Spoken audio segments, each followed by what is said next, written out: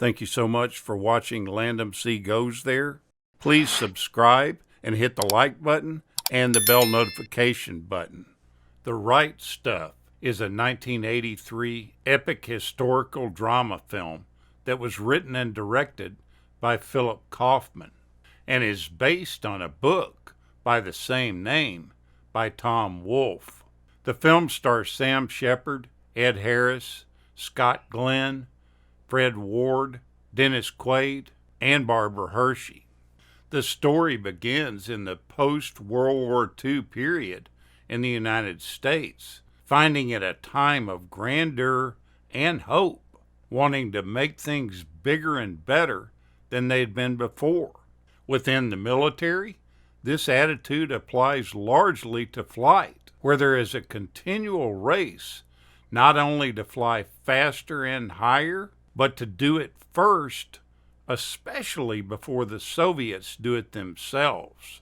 The men that are going to achieve these feats are the ones that are called the people with the right stuff. Many test pilots apply for the 7 positions within the first American space program called Mercury. The 7 that are chosen do whatever they can to make their flying expertise an important aspect of this job. The movie depicts their family lives and the personal struggles that they endured during an area of great political turmoil and technological innovation.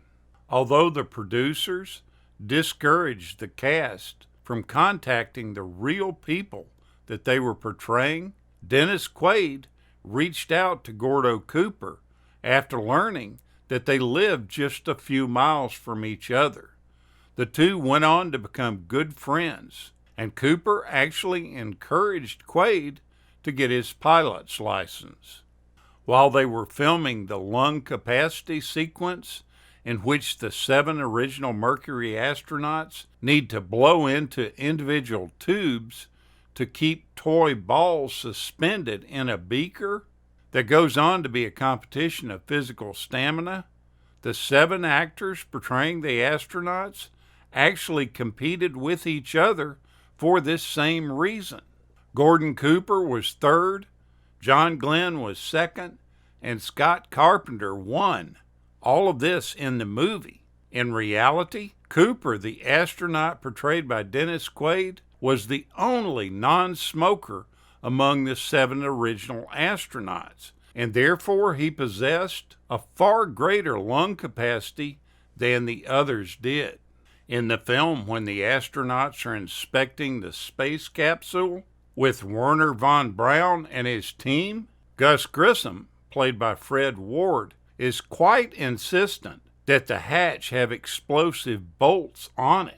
The purpose of these explosive hatches is to allow the occupants of the capsule to escape easily. In 1967, while doing a routine test of the Apollo 1 capsule, Grissom and his 2 companions died when a fire broke out in the cabin. A contributing factor to their deaths was that the hatch was not designed with explosive bolts. The bartender in the film that chews out Gordy Cooper, calling him a rookie and a pud knocker, is Florence Pancho Barnes, and she is well within her rights to put Cooper in his place. Barnes earned her pilot's license in 1928. She flew solo, crashed a plane, held the women's world speed record, and she also worked as a stunt pilot in Hollywood. All of this before the Mercury 7 astronauts, of which Gordo was the youngest, reached the age of 10. She was truly made of the right stuff. The movie contains the first realistic shots of a spacecraft re-entry. For the long shots, the visual effects supervisor used a small model of the Mercury capsule. This was coated with a flammable material, ignited, and slid about 150 feet down a wire towards the camera being protected with a sheet of Lexan. For the close-up shots of the re-entry, no actual fire was used at all. The larger model capsule in these shots had liquid nitrogen pumped into it. This would immediately evaporate, producing a fog of condensation, which escaped through carefully placed ring vents around the base of the capsule to form a flame-like pattern all around it. Then, to make the color right, the effect was simply filmed in orange light. A running joke in the film is Gordon Cooper's ability to fall asleep during stressful events. During the training montage, Cooper is shown sleeping in the simulated capsule as loud noises and flickering lights are going off all around him.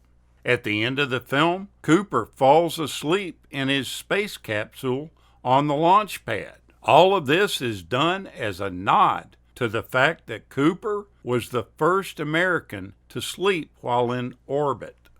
The tune that Gordo Cooper was whistling while he was trying to achieve a sperm sample is the official anthem of the United States Air Force, which is simply titled the Air Force Song. He was attempting to drown out the man in the next stall, who was at the same time humming the Marines hymn. You never actually see that person in the stall, but it's presumed that it was John Glenn.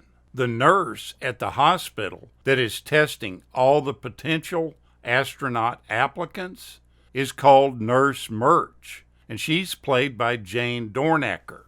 Dornacker was an American rock musician. She was an actress, comedian, and she went on to be a traffic reporter in New York City. In the film, her character has a memorable presence on the screen. She has a no-nonsense attitude with Gordon Cooper.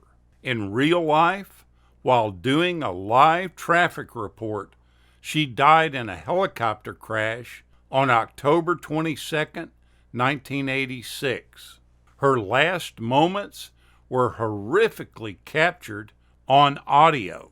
She was 39 years old at the time of her death. Quite eerily, she had survived another helicopter crash 6 months earlier when it crashed into the Hackensack River.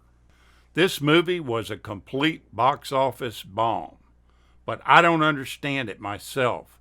This is a great film and well worth the watch. It's kind of a long one, so expect that, but don't miss a second of it.